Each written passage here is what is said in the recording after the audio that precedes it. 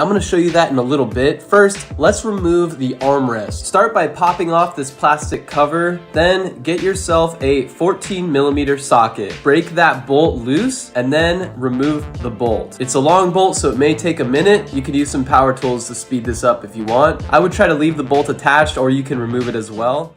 Now we're going to cut a hole in the seat covers to reinstall our armrest. So go ahead and get something sharp. Find the metal piece where the armrest attaches, make your incision there, put your sharp instrument away to avoid cutting anything else, and then open it up. You can open it up with your fingers to see where you're going, to just make enough room for that bolt to reach back into the threads. And once you find the threads, just go ahead and tighten that up. You know, there's no torque spec that I found for this, but good and tight is just fine. Test it out, put the plastic cap back on, and then you are finished with your seat cover install.